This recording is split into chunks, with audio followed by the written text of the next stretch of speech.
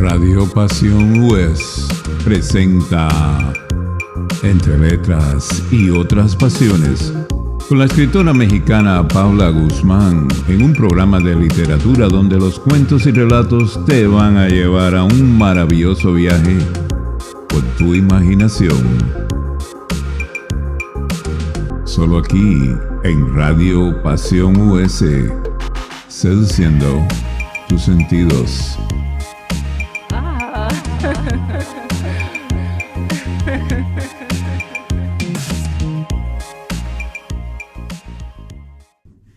Hola, bienvenido a Radio Pasión US, seduciendo tus sentidos. Yo soy Paula Guzmán y te doy la más cordial bienvenida a este tu programa, Entre Letras y Otras Pasiones. Aquí nos vamos de viaje por medio de la imaginación a otros lugares, con otros personajes, en diferentes cuentos y relatos. Y el día de hoy, yo sé que todavía falta un rato para el día de San Valentín, pero yo creo que para los besos nunca hay un día especial, ¿verdad?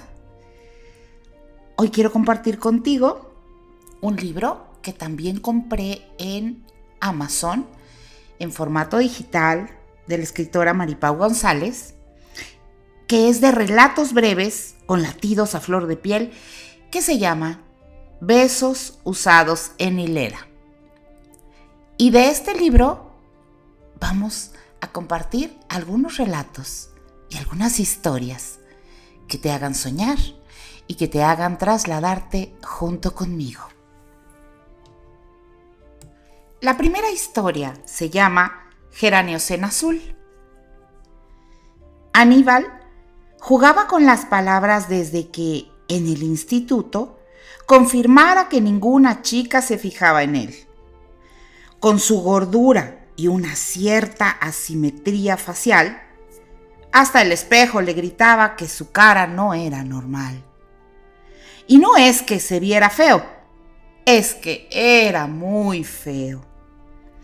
Parecía fruto de una mala broma o de una elucubración de un dios de segunda mano. Sí, era diferente al resto de los mortales y eso le hizo introvertido, pero un experto en buscar tácticas de conquistador. Hasta llegar a inventar un bebedizo de amor que le echara una mano para atisbar a algún alma gemela bella, como sentía la suya. El bebedizo era muy sencillo y fruto de muchas pruebas y errores previos. Consistía en el destilado de hojas de laurel y alas de mariposa bajo la luna llena. Eso por 3 noches. No contenía ningún ingrediente más.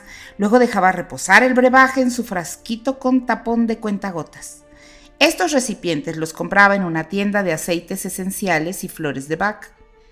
El cristal marrón protegía el líquido de la luz, pero lo guardaba en un armario oscuro de lavabo hasta el día en que salía de casa, por si acaso. En parte porque prevenir vale más que curar, y en parte porque una vez lo usó sin haberlo resguardado a la luz, y una chica pecosa con curvas de ensueño había declinado incluso darle un beso en los labios. El efecto duraba poco, y era lo que más le gustaba de su estrategia. Ese sabor dulce en la boca de ella se acoplaba como horma a los zapatos a sus propias palabras. Palabras vestidas de gala y apremio, palabras orladas de promesas y con ciertos visos de eternidad. Había diseñado otra pócima, solo para él, para olvidarlas. Contenía pétalos de amapola y esencia de grosella. También unas gotitas de pernot. La llevaba en un frasco transparente comprado en el bazar de Todo a 100. Servía para no poder rescatar de la memoria esos encuentros de amor. Impuestos tal vez forzados para ellas, pero que para él eran reales. Las amaba de manera real e incuestionable y no quería sufrir el desvelo de buscarlas para recrear la dicha de sentirse amado de forma impostada. Ya adulto se sentía un auténtico chamán en las ocasiones en las que la soledad se le clavaba en el cogote y lo helaba de norte a sur.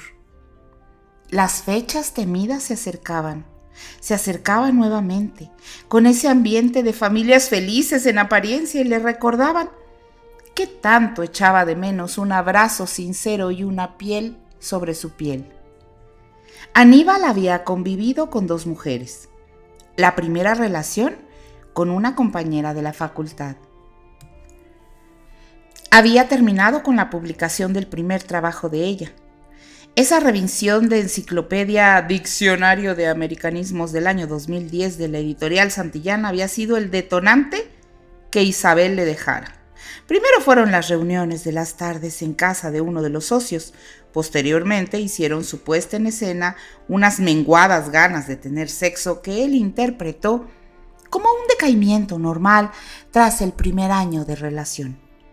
Y por último, la confesión de esa nueva ilusión que iluminaba la mirada al hablar de Paul, el socio. Pasados los meses, lo conoció y entendió la posible razón del abandono. A su lado, Aníbal parecía el ogro de Shrek, sin orejas de trompeta ni color verde, pero ogro al fin. Con ella no había usado su bebedizo ni trampa alguna. Cuando se habían vuelto a ver, en la celebración de los 5 años de licenciatura, emprendieron una carrera de citas cada vez más frecuentes hasta que sedimentaron la complicidad de colegas y de amigos que los llevó a vivir juntos. La filología hispánica los había unido como luego los separó. Tras el vacío que le llenó por completo con su ausencia, se propuso no buscar más una relación de pareja hasta que, poco después de cumplir los 30, conociera a Susana. Con ella tampoco había usado el brebaje. Él había asistido a la redacción de la revista Variedades para determinar, con quien estuviera al frente, qué artículos de Góngora iban a publicarle. Con ella fue el roce lo que los llevó a la aventura de amarse, lo que hizo que comprendiera un poco más a Isabel, su primera pareja. Era maravilloso que sus trabajos no tuvieran coincidencia alguna. Les permitía comentar tras la cena y al calor de las sábanas las actividades que habían tenido en sus días. Desayunaban y cenaban juntos, permitiendo que el resto de las horas se llenasen de vidas alejadas y propias. Con Susana creyó que el amor duraría, entre otras cosas porque desde el principio habían hablado de ser padres. La realidad es que duró justamente 1 año nada más.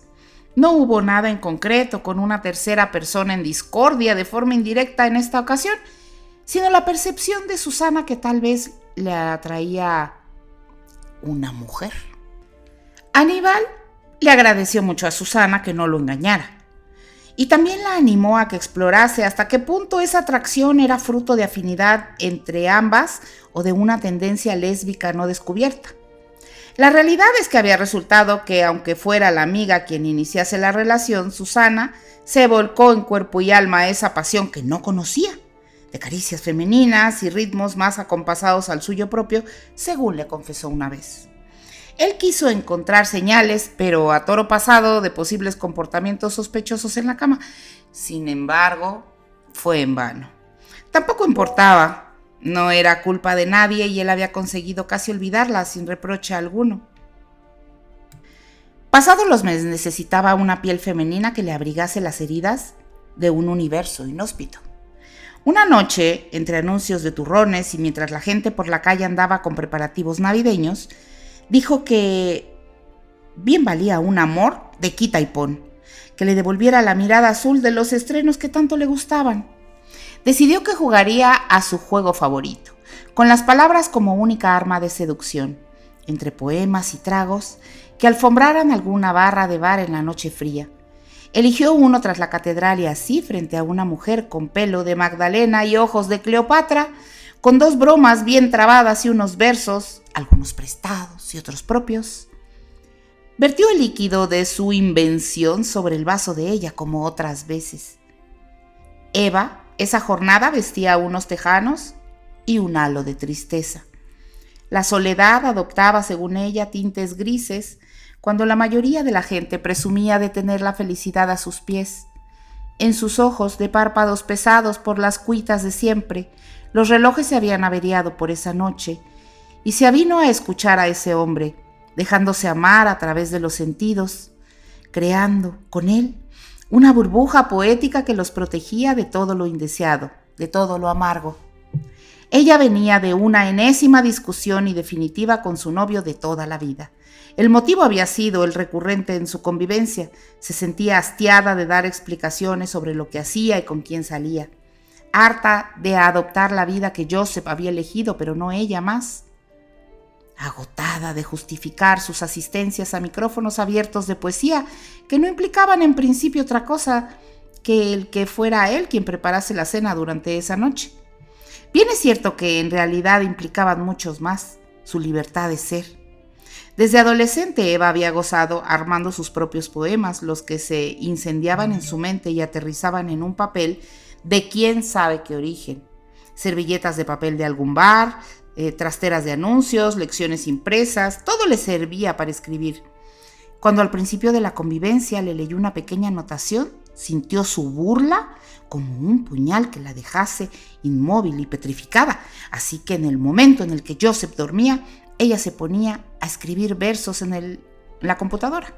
Intentaba luego darles mejor forma o ritmo, pero siempre acababa guardando el poema en una carpeta que decía bobadas, con la misma pregunta: ¿para qué? Se acostumbró a escribir a escondidas y fue por casualidad que encontrara con aquel bar en donde se le abrió una ventana al mundo. Le costó semanas atreverse a recitar algo suyo, pero cuando lo hizo y observó que sus poemas habían gustado, algo dentro de ella se reveló. La mariposa azul, insertada por un alfiler en el cartón de las naderías, movió las alas, y ahí empezaron los interrogatorios y los juicios de Joseph. No quería dejar de asistir cada jueves, se sentía viva escuchando a poetas nobles, con deje de hip hop y versos imposibles. Ella había esperado que con el tiempo él aceptaba que prefería ir a ese bar en el ensanche que quedarse con él en casa viendo una serie. Le invitó demasiadas veces a acompañarla para que viera que era un bar con un pequeño escenario donde nadie hacía nada malo, pero Joseph jamás quiso ir con Eva. Se limitaba a gruñir mientras preguntaba qué había en el refrigerador.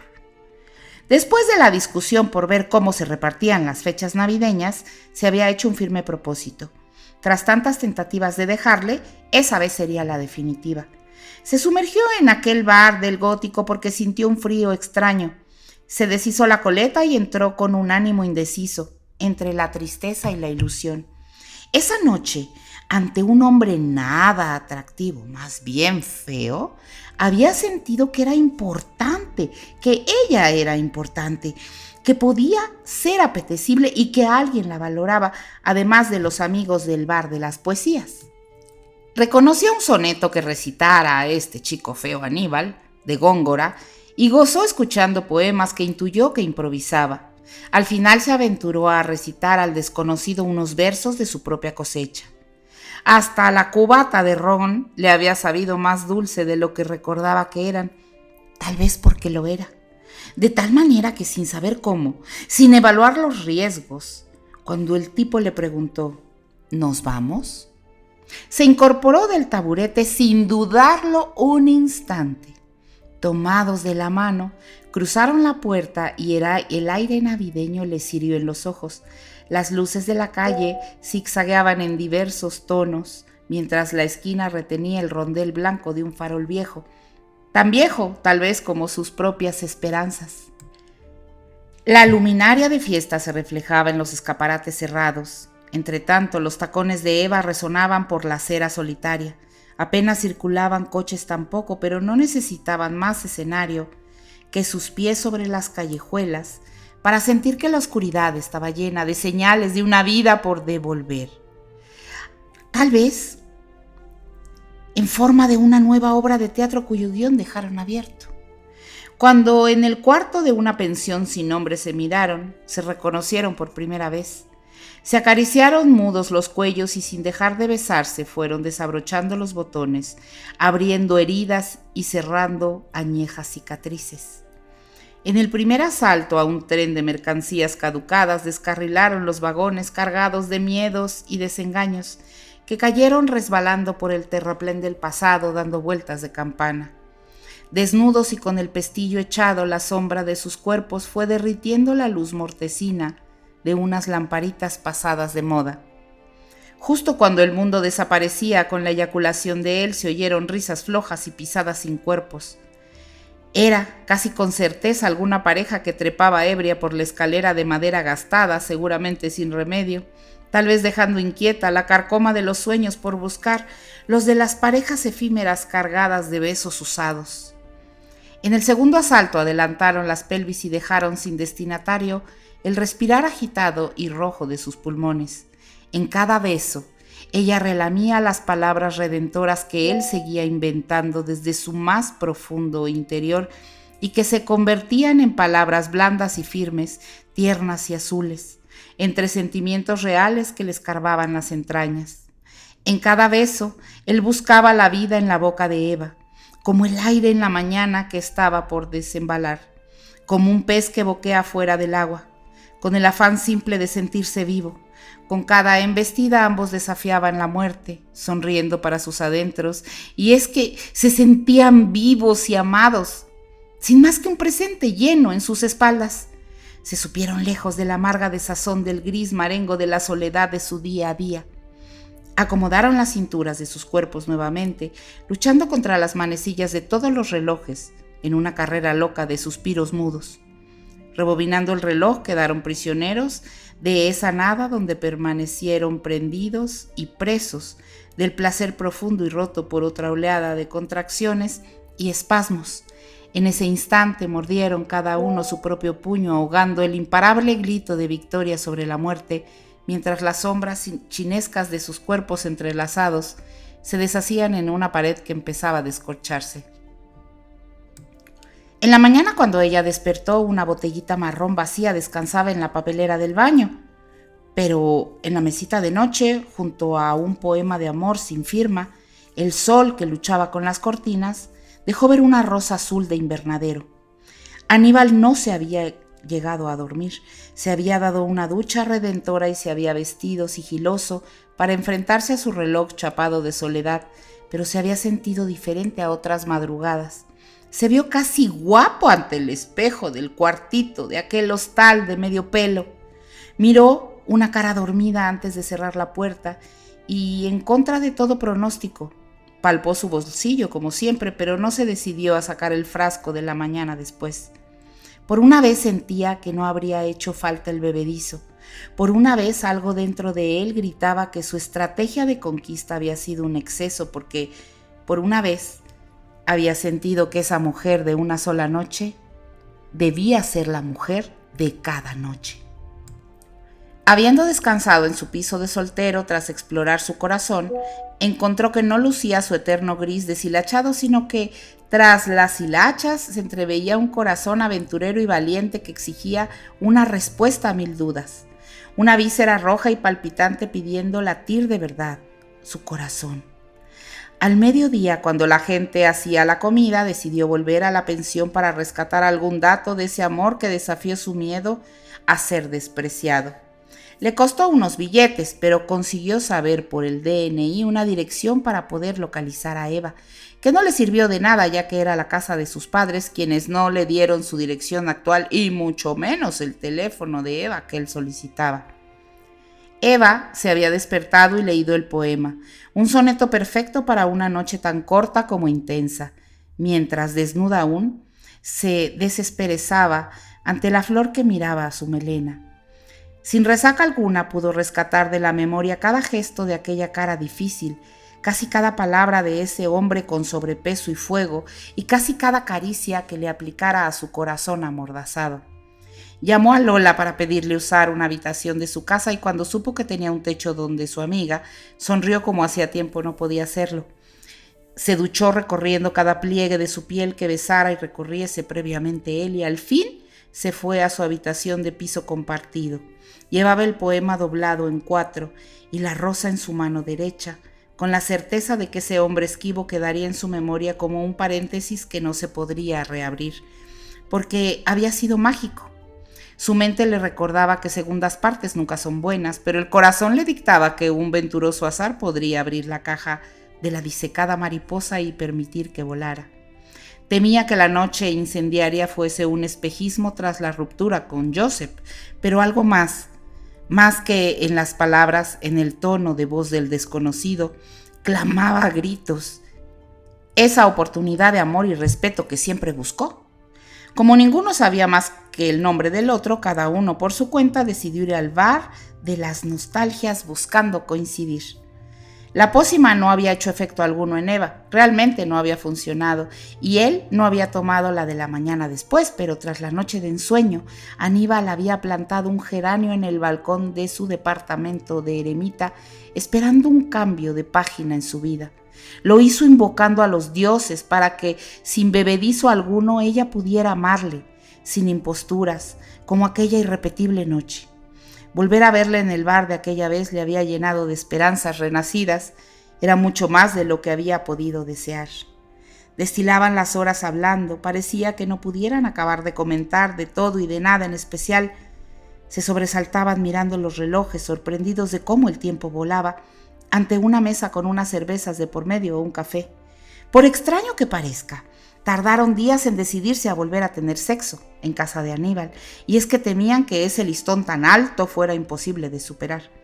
No quisieron compartir techo hasta pasados varios meses, pero él sabía que alguien iluminaba sus noches y daba alegría a sus días. Ella había tenido problemas con Joseph como estaba previsto, y la mudanza de sus 4 cosas y su ropa le costó semanas y muchos disgustos que sobrellevaba mejor que en intentos previos, pudiendo contar con Aníbal y su amiga Lola. Fue consciente de hasta qué punto había vivido casi secuestrada por un hombre posesivo e inseguro que era Joseph, porque se sabía un donadie sin remisión. Había recuperado la relación con viejas amigas e incrementó los contactos con los poetas del ensanche. Llegó abril y quedó finalista en un premio de su barrio por San Jordi, el día del libro, con un poema de amor, y sin dejar su trabajo en correos, se inscribió en un curso taller de poesía poco después. El geranio floreció al fin en el balcón de Aníbal, y ya asomaba el verano en las madrugadas cuando decidieron que era hora de intentar compartir el techo y también la vida. En el mes de junio lo sorprendió con más flores flanqueando ese solitario geranio de invierno, con más colores ante su vista que alegraban el pequeño mirador y la calle de Gracia. Eva descubrió estar embarazada. El verano llegaba para ambos con la sorpresa de un nuevo ser, tal vez porque la vida empuja y ordena por encima de las palabras. ¿Te gustó el relato? A mí me encantó. Siempre, mi abuelita decía que hay un dicho viejito que dice algo así como siempre hay un roto para un descosido. Y lo que es un hecho es que es tan importante el cómo te tratan. Es el físico, por supuesto, es como una primera impresión, lo que te atrae de una persona, esa química, pero más que esa química externa, cuando te enamoras del alma de alguien y cuando te tratan bonito, creo que es lo mejor que puedes encontrar. ¿Y qué te parece que vamos con el segundo relato del día de hoy? Que espero que te guste mucho y se llama Eulalia se reinventa.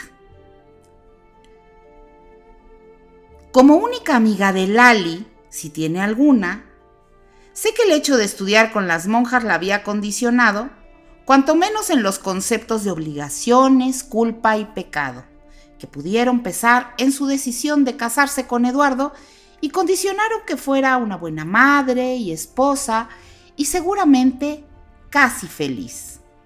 Lo sé porque nos conocimos en BUP y compartimos muchas noches de estudio, risas, confidencias y aventuras de chicos que jugaban a ser hombres. A los 20 años yo aceptaba su manera de pensar casi tradicional, aunque no la compartía, esos frenos del deseo. Con el email ajado en escarceos de coche con el propio Eduardo, pero fisiológicamente intacto, ella se casaba.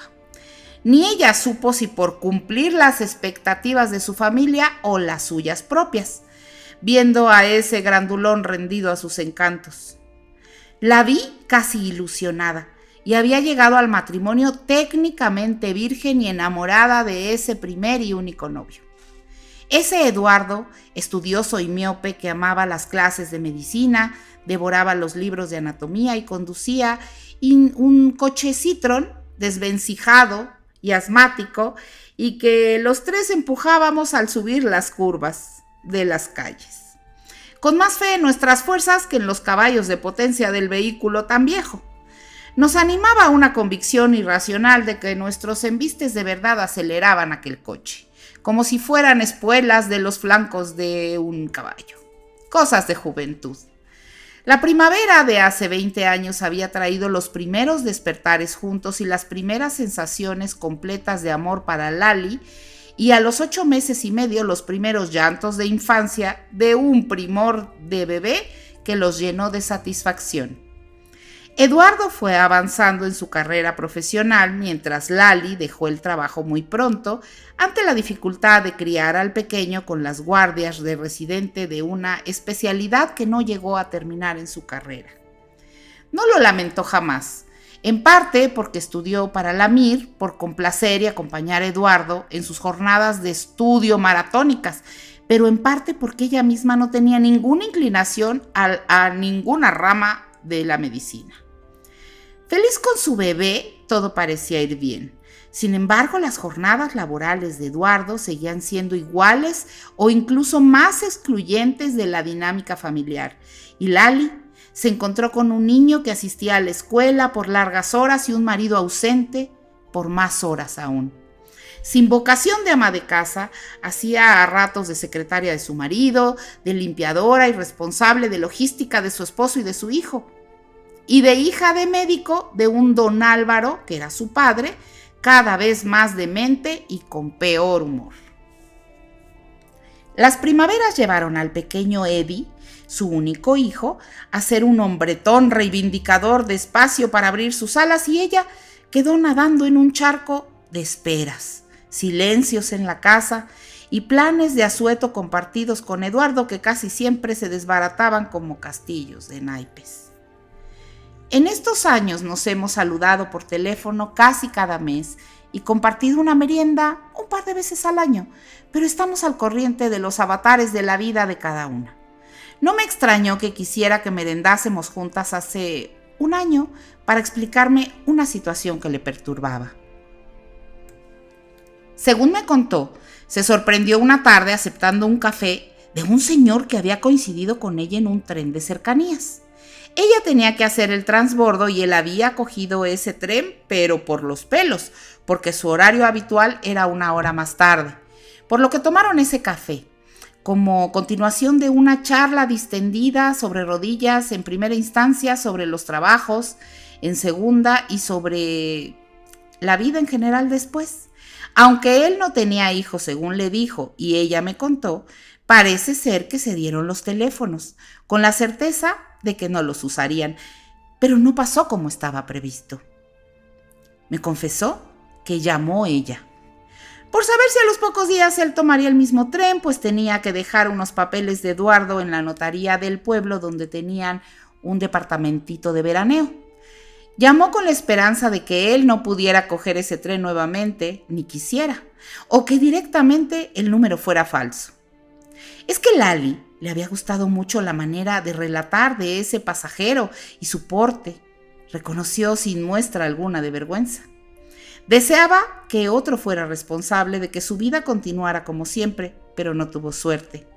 Daniel, aquel pasajero, que así se llamaba, contestó, y encantado además para afirmar de manera instantánea que sería un placer tomar el tren. Aduciría prisa en el trabajo, tomarían un café, con muchísimo gusto.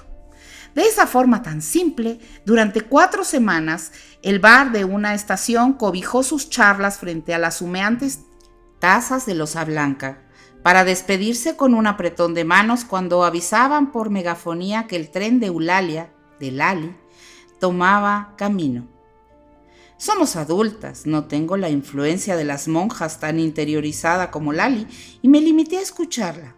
No puedo dar consejos, no soy amiga de darlos ni de recibirlos. Menos aún me siento capacitada para juzgar a nadie, como mucho a mí misma. Así que nos despedimos con mis deseos de que fuera feliz, hiciera lo que hiciera. Y es que los cafés habían derivado en tarnes de paseo o de cine, bien hablados y algún beso. Y ahora me confesaba que dudaba si pasara mayores riesgos, los de la piel, que sin saber cómo empezaban a aparecer en esos encuentros, ahí estaban. Me llamó de nuevo otra noche, excitada y llorosa, diciendo que pudiera ser que esté embarazada de Daniel, el señor del tren, y que ahora me entero, lleva meses siendo su amante. ¿Del señor del tren? ¿De Daniel? Pregunto. ¿De quién si no? Por Dios, Paula. ¿Quieres que nos veamos? Por favor, estoy que trino, no pego el ojo en toda la noche. ¿Mañana miércoles?, sugirió Eulalia. Ay, Lali, no puedo, tengo cita con el médico. ¿Y esta noche? No va a poder ser, preciosa, el jueves sin falta nos hacemos un café, ¿te parece? Los jueves sabes que no los tengo libres, pero oye, nos vemos el viernes sin falta y merendamos juntas. Paula, un beso enorme. Ahora, con su único hijo compartiendo piso con los dos compañeros de facultad en Granada, Eulalia sentía un vacío que solo llenaba Daniel cada 2 semanas. La mujer de 40 años, esa mujer de aspecto irrelevante, estaba apoyada en el alféizar de la ventana de una habitación de hostal. Miraba hacia la estación de tren, de esa Tarragona marítima que siempre huele a luz y a mar. 2 palomas estaban posadas en un saliente del edificio de enfrente y recordó a otras palomas de otros tiempos. Ahora, mientras echaba ojeadas al reloj y al cortejo aviar, se veía a sí misma con aquellos tejanos deshilachados tras una sencilla ceremonia de boda. Rememoraba con precisión de reloj suizo las náuseas por el olor a fritanga que les llegaba desde el bar de abajo, en la ciudad andaluza donde viajaron, en la improvisada luna de miel. Se tocó el abdomen, tal vez como aquella vez, cuando, novicia en el amor y sus peligros, creyó sentir el leve movimiento del ser que los empujaba a adelantar la boda. Ese que volvería a notar si no tomaba medidas. Pensaba que si ha sido buena idea quedar con él así, en el lugar de siempre, sin haberle dicho nada por teléfono. Ese punto de encuentro entre amantes, qué palabra más fea, se dijo en más de una ocasión ante el espejo, tal vez no era el mejor lugar. La culpabilidad de los primeros encuentros había ido dejando paso a un anhelo cumplido, porque se sentía intensamente amada. La infidelidad no tiene sentido cuando existe el divorcio, pero de alguna manera ella sabía que esa farsa era la mejor opción. De hecho, así lo ha sentido desde que unos ojos, cargados de humor, la dejara algo así como abducida por tantas mariposas voladoras en su estómago como dudas. Ahora que el invierno acortaba las tardes, ella sentía calor y se lavaba las manos, y la cara, y el cuello. Se secaba escrupulosamente con la toalla, aunque al ir a apoyarla en el toallero un mareo le llegó con olor a sordidez y dejó que la prenda cayera al suelo dejándola ahí. Daniel tenía una mirada arrebatadora y unos dedos de pianista, su profesión. Sin exceso de talento seguía trabajando en un club nocturno de Valencia tocando jazz. Acabó por divorciarse de Rosalía, quien no supo escapar de un polo rojo que la dejó atada a una lesión medular. La ternura entre ambos había permanecido intacta, pero la pareja quedó tan ajada que cuando el divorcio de mutuo acuerdo se materializó, poco después de que él conociera a Eulalia, a Lali, a nadie le sorprendió. Eulalia y Daniel se encontraban cada 2 jueves en la última habitación del pasillo, la 115. Habían contado para su oasis con un pequeño escenario. Constaba de una cama que crujía con las embestidas, una corriente de aire indisciplinada, un silloncito descolorido y granate y 2 mesitas cuyos cajones cerraban con dificultad, al lado de una mesa, a modo de escritorio con manchas de vasos y huellas de cigarrillos olvidados. A salvo de los naufragios, dotaron al lugar de un aroma a jazmines que quedaba flotando por unas horas. Ella toda la vida usó el mismo perfume de siempre. Entre el polvo de los amores clandestinos en la ciudad de los vestigios del Imperio Romano, se amaban. Ahora, con la rutina de los casados, yacían sin las sorpresas de los bendecidos por una magia de una luna reflejada en el espejo ovalado de un cuarto anónimo, en un hostal modesto y limpio de esos que aún quedan mirando al mar. Ese jueves era diferente. Sonó su teléfono celular. Ya no temía que sea su marido, pero a pesar de ello dio un respingo antes de ver quién la llamaba.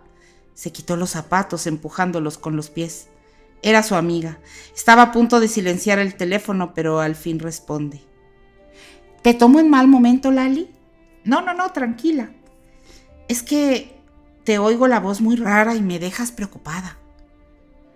La serenidad de la que siempre ha hecho gala la abandonó y su voz se quebró cuando notó, impotente, cómo sus ojos se inundaban de lágrimas. ¿Qué te pasa?, pregunté al otro lado del teléfono. Lo que te dije. Estoy embarazada de Daniel, ya ves, a mis años, dijo entrecortadamente. Maravilloso, qué bien, pero ¿cómo ha pasado, preciosa? ¡Qué alegría! Pues no lo sé. Bueno, digo que no sé cómo ha pasado, la verdad, porque en teoría tomé unas pastillas anticonceptivas. Debo ser fértil como una coneja. Ya ves, poca gracia tiene esto. ¿Pero seguro que lo estás? ¿Qué más quisiera que dudarlo? Pero no, y de Eduardo no puede ser. Recuerda que se hizo la vasectomía.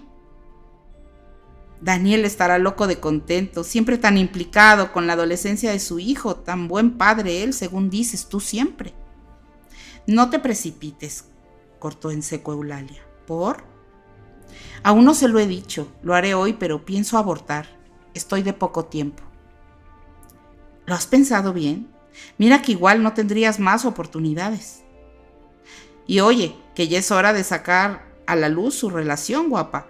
Él te quiere, te consta, y tú estás loquita por él. Sí me quiere, pero tal vez por eso hay que dejar que todo siga como está, ya ves tú. Venga, Lali, por favor, dime que lo pensarás nada más.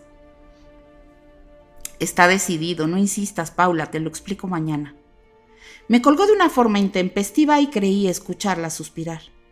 Acabada la conversación, la oscuridad se echó sobre la ciudad y sobre las paredes, sobre el silloncito y sobre el espejo con marco vintage. Ella se puso los zapatos y sin encender luz alguna, se peinó y salió de la habitación. Conocía bien ese cuarto como para moverse en la penumbra. Demasiado bien, se dice, echando una ojeada. En el restaurante de al lado, como cada jueves alterno, ella se sienta y Daniel aparece. El tren que llega de Valencia suele llegar puntual, como el de Barcelona, que tiene su hora de llegada una hora antes. Apareció sonriente, le dio un beso en la mejilla, como de costumbre, y miraron juntos la carta. Empezaron a recordar el azar que hizo que se conocieran en un tren, uno que ninguno de ellos tenía que tomar. Rememoraron las tardes de confidencias, pero ella apenas comía, y aunque hablaban del pasado cercano, se mostró poco conversadora. Cuando les trajeron el postre, habían llegado a la conclusión de que tanto Eduardo como Rosalía sabían que los jueves de mousse de ella y de pintura de él, que se alargaban hasta muy tarde, eran mentiras piadosas que sin embargo aceptaban. Es decir, que sus parejas ya sabían que tenían amantes, sus respectivas parejas. Este jueves, en ese abrazo largo, ambos de pie tras cerrar la puerta cómplice de tardes inolvidables, ella no quiso separar su cabeza del cuello de Daniel y al fin, sujetando las manos de él y mirándole a los ojos, le confesó que estaba embarazada, pero que había decidido abortar. La cara del amante quedó pálida. Con el semblante serio le pidió que se sentasen sobre la cama. ¿Puedo pedirte que lo reconsideres? Me haría muy feliz, lo sabes. Lo siento. Es que no me veo capaz de superar el terremoto que significaría. De verdad que por un momento me ha hecho mucha ilusión, pero no puede ser, créeme que lo lamento, dijo entre lágrimas del pasado y de sal. La noche cerrada los agarró vestidos, estirados, ambos en la cama, abrazados y en silencio. Él mirando al techo, imaginando tal vez un niño que no pudo llegar jamás a su vida. Ella con los ojos cerrados, recordando la vergüenza, cuando sabía que todo el mundo contaba los meses desde la boda al parto, cuando se casó con Eduardo, cegando algunos anhelos familiares. Imaginando también a su propio hijo con un hermanito recién nacido, preguntándose cómo su madre había podido ser tan descuidada, preguntándose además cómo ha podido engañar a su padre, lo que les avergonzaría todavía más. El silencio reinaba en el cuartito del hostal. Ella sopesaba lo buen marido que había sido y era Eduardo. Le imaginó llegando a una casa ya vacía y se entristeció. Es cierto que nunca insistió mucho en lo del mus, pero esos jueves cuando llegaba, pasaba la medianoche, había un hombre que esperaba que se estirase a su lado de la cama y que le explicase anécdotas que no existieron, para después abrazarla fuerte y repetirle su declaración de amor. Precisamente en esas veladas, en su mesita de noche, encontraba una pequeña caja roja de bombones. Su hijo Eddie, ya encarrilado, según parece, tras su adolescencia tan turbia y desafiante, había sido el nexo en común, su punto débil y la excusa para seguir con Eduardo.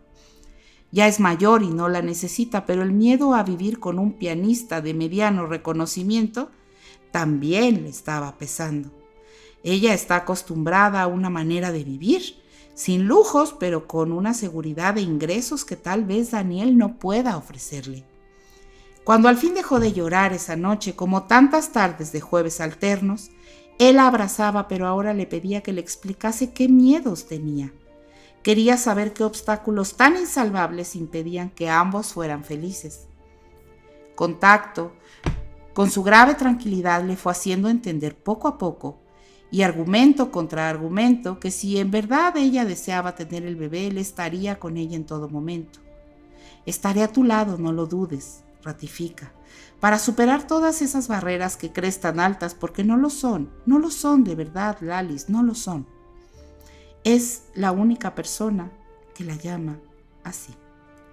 Está sana y nos queremos, nos entenderán y creo que Eduardo mejor que nadie. Y oye, que somos muy mayores para pensar en un qué dirán, que digan misa. Ya sabes que no es tanto el qué dirán como lo sucia que me siento yo ahora. ¿Sucia? Si jamás te vi tan guapa, le dijo mientras besaba con pasión esa boca que lo enamoró. Decidieron quedarse a dormir por primera vez. Su hijo ya es un adulto y si de verdad su marido la ama, permitirá que tenga un renacer aunque sea con otro hombre, pero que sea feliz, se dice. Poco sabe Eulalia que Eduardo, tan volcado en su carrera más de una vez, sobre todo los jueves, se siente culpable de que lo mejor de sí mismo se lo haya llevado el Hospital Clínico de Barcelona en vez de su familia. Daniel no tiene que dar explicaciones, pero sabe que cuando Rosalía lo sepa se alegrará. Alguien le daría el hijo del que tanto hablaron durante un lejano noviazgo. Cuando Eulalia descolgó el teléfono celular para avisar de que no iría a dormir, las 12 campanadas daban fin a un escenario ficticio y a una jornada. Tan intensa como densa, Eduardo sabía antes que ella lo dijera que no llegaría a su casa a dormir por esa noche. Al clarear el alba, exhausta, una mujer de aspecto irrelevante dormía con una mano en su barriga, mientras un hombre se sentía joven e invulnerable para defenderlos frente al mundo. Miraron juntos por la ventana. Unas palomas alzaron el vuelo mientras se escuchaba muy flojo el silbato del tren que llegaba a la estación que parte en 2 de la ciudad. Habían superado la noche de las mentiras para ver amanecer juntos un viernes cargado de esperanzas.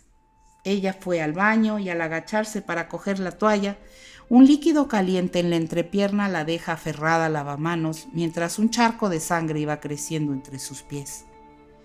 Daniel no veía nada. Silbaba risueño mientras se anudaba los zapatos. Cuando me ha llamado, he cogido el coche y me he plantado ahí. Daniel y yo la hemos acompañado al hospital. Era tarde. Había tenido un aborto natural. Daniel me ha gustado, sin desmerecer a Eduardo, a quien aprecio muchísimo. Parecen hechos a la medida. Ahora les queda el largo camino de acometer la aventura de seguir la voz de sus corazones o dejar la relación como está. Pero estoy segura de que Eulalia, acabará por darse la oportunidad de ser feliz siendo ella misma. En cualquier caso, yo estaré a su lado, dándole la mano, como nuestra juventud, persiguiendo anhelos. Y es que la vida da un montón de vueltas, y las circunstancias y toda la gente va cambiando, y se presentan siempre situaciones inesperadas. Espero que hayas disfrutado, tanto como yo, de este par de historias, de este libro que te reitero que es de la escritora Maripau González. Es un libro que yo pude comprar en Amazon en formato digital y se llama Besos usados en hilera, relatos breves con latidos a flor de piel. Y créeme, este libro tiene 10-12 relatos cortos, sencillos, muy cercanos a la vida real. Te invito a que te suscribas a nuestro canal de YouTube de Radio Pasión US, porque ahí vas a encontrar todos mis programas, tanto de Entre Letras y Otras Pasiones, con cuentos y relatos, historias que te pueden entretener mucho mientras estás lavando los trastes, mientras estás haciendo ejercicio, mientras vas manejando en el coche. Pues puedes irte de viaje con estas historias, y también mis programas Entre Letras y Otras Pasiones, especial Ser, en donde te leo fragmentos de literatura trascendental de grandes hombres y mujeres que nos enriquecen mucho de manera espiritual y de manera que podamos tener a mano diferentes herramientas para nuestro autoconocimiento y nuestro crecimiento. Te dejo un besito. Nos escuchamos en la próxima. Soy Paula Guzmán. Únete a nuestras redes de Radio Pasión US también, Facebook, Instagram, y a mí me encuentras como Paula Guzmán Autor.